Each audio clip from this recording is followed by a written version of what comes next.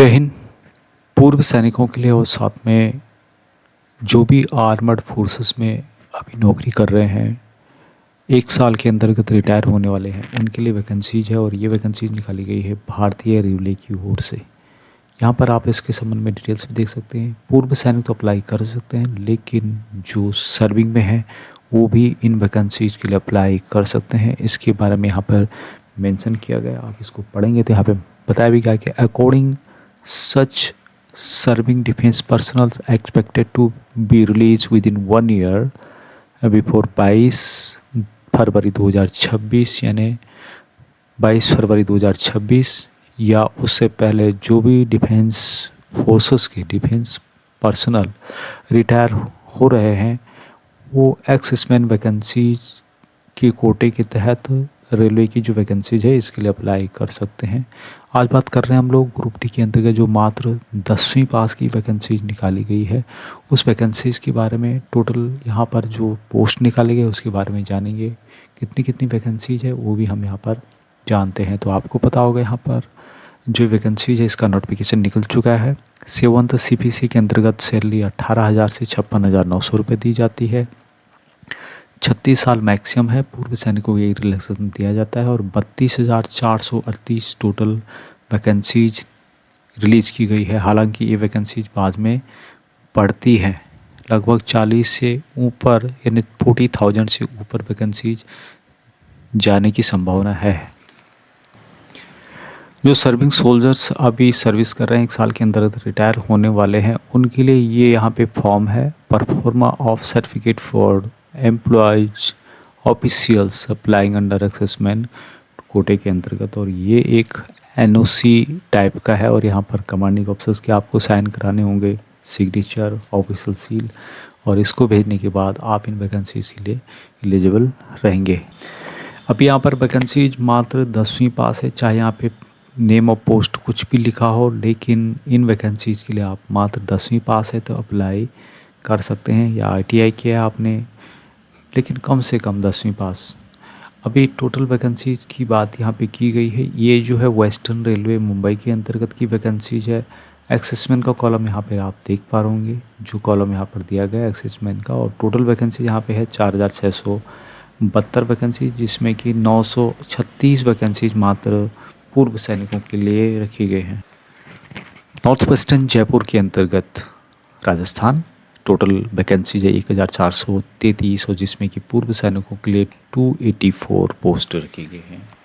हुबली के अंतर्गत जो कि वेस्ट बंगाल में है साउथ वेस्टर्न रेलवे, यहाँ पर जो टोटल वैकेंसीज है 503 है, जिसमें कि 101 वैकेंसीज पूर्व सैनिकों के लिए रखे गए हैं। उसी तरह से जयपुर वेस्टर्न सेंट्रल रेलवे और यहाँ पर भी 1,614 पोस्ट है, जिसमें कि 323 वैकेंसीज डिफेंस फोर्सेस के लिए रिजर्व है। भुवनेश्वर उड़ीसा के अंतर्गत ईस्ट कोस्ट रेलवे और यहाँ पर भी 964 वैकेंसीज है, जिसमें कि 193 वैकेंसीज मात्र पूर्व सैनिकों की रिजर्व है। बिलासपुर के अंतर्गत यहाँ पर 269 वैकेंसीज पूर्व सैनिकों के लिए है और टोटल वैकेंसी 1,337 रखी गई। अभी बात करते हैं देश की राजधानी न्यू दिल्ली के अंतर्गत नॉर्थ रेलवे न्यू दिल्ली, और यहाँ पर वैकेंसी टोटल 4,785 है और लगभग 1,955 वैकेंसीज पूर्व सैनिकों के रिजर्व करके रखे गए हैं। साउथ रेलवे चेन्नई के अंतर्गत टोटल वैकेंसी निकाली गई है 2,694 और 540 vacancies only reserve for exserviceman. Gorakhpur में टोटल वैकेंसी 1,370 1,370 वैकेंसीज और जिसमें कि 274 वैकेंसीज डिफेंस पर्सन के लिए रिजर्व हैं।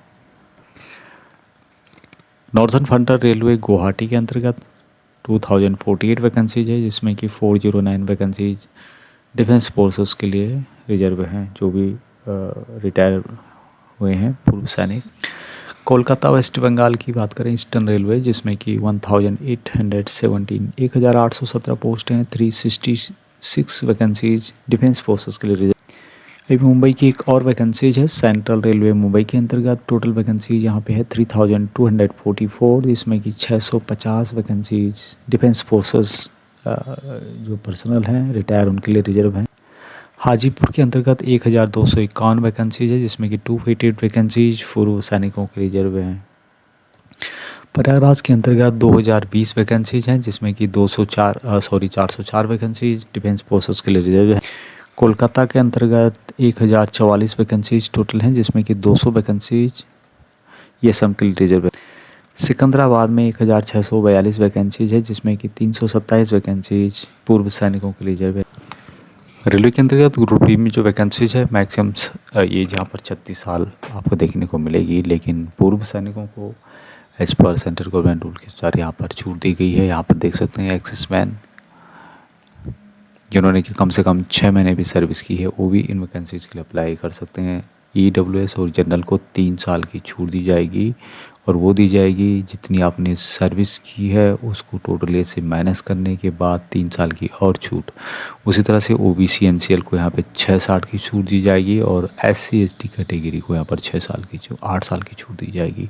तो ये सब कार्रवाई करने के बाद यानी कि डिटेक्शन करने के बाद टोटल एज से जितनी आपने सर्विस की है माइनस करने के बाद 3 साल अनरिजर्व, OBC के लिए 6 साल और SC ST के लिए 8 साल घटाने के बाद आपकी जो मैक्सिमम एज यहाँ पर जो दी गई है इनके द्वारा 36 साल उससे ज़्यादा नहीं आनी चाहिए। तो मैक्सिमम पूर्व सैनिक यहाँ पर इस एज के अंतर्गत आ सकते हैं। अभी एप्लीकेशन फ़ीस मात्र 250 रुपये है पूर्व सैनिकों के लिए और ये 250 रुपये भी आपका जो कंप्यूटर बेस्ड टेस्ट होगा CBT होगा उसके बाद आपको रिफ़ंड कर दिया जाएगा। हालांकि कुछ रुपए यहाँ पे काटे जा सकते हैं 10 20 30 रुपये जो कि बैंक के चार्जेस होंगे और उसके कुल मिलाकर यहाँ पर आपको 250 रुपये लोगों के लिए 500 रुपये फ़ीस रखी गई है एप्लीकेशन फ़ी।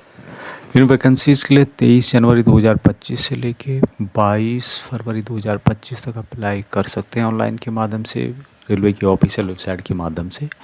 और इसकी जो फ़ीस है आप 24 फरवरी 2025 तक जमा कर सकते हैं।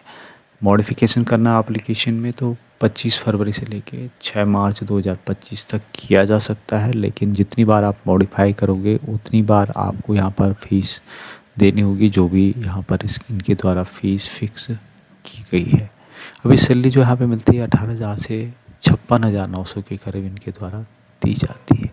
कुछ क्वारीज भी पूछनी है आपको जो है सबमिशन से रिलेटेड, अप्लाई करने से रिलेटेड, ऑनलाइन एप्लीकेशन से रिलेटेड, तो यहाँ पर नंबर दिए गए हैं। इन नंबरों पर आप 10 बजे से लेके 5 बजे शाम तक ऑल वर्किंग डे में पूछ सकते हैं। ईमेल आईडी भी यहाँ पे दिया गया, इस पर भी आप जानकारी ले सकते हैं। इसका जो प्रोसेस यहाँ पे होता है रिक्रूटमेंट प्रोसेस, जिसमें कि सबसे पहले कंप्यूटर बेस्ड टेस्ट होता है CBT, उसके बाद होता है फिजिकल एफिशिएंसी टेस्ट, उसके बाद होता है डॉक्यूमेंट वेरिफिकेशन DV एंड उसके बाद होता है मेडिकल एग्जामिनेशन। तो ये 4 प्रोसेस से यहाँ पर गुजरना होता है। अभी बात करें यहाँ पर जो कंप्यूटर बेस्ड टेस्ट होगा जिसमें कि किस टाइप के क्वेश्चन पूछे जाते हैं। 90 मिनट का टोटल होता है जिसमें कि 25 नंबर जनरल साइंस से रिलेटेड होते हैं, 25 नंबर होते हैं मैथमेटिक्स से related, general intelligence and reasoning से related 30 question, general awareness and current affairs से रिलेटेड 20 क्वेश्चन और टोटल नंबर ऑफ जो क्वेश्चन होते हैं यहाँ पे 100 नंबर के आते हैं। उसके अलावा 1/3 मार्क आपका यदि आप गलत करते हैं तो नेगेटिव मार्किंग यहाँ पर देखने को मिलेगी। जितने भी सिटीजन ऑफ इंडिया के हैं किसी भी स्टेट से आप इन वैकेंसीज़ के लिए अप्लाई कर सकते हैं। ज़्यादा जानकारी के लिए आप इसके नोटिफिकेशन को फॉलो कर सकते हैं। लिंक आपको वीडियो के डिस्क्रिप्शन में दिया गया है। जानकारी हेल्पफुल लगती है लाइक शेयर, चैनल को सब्सक्राइब नहीं कर सब्सक्राइब कर सकते हैं। जय हिंद।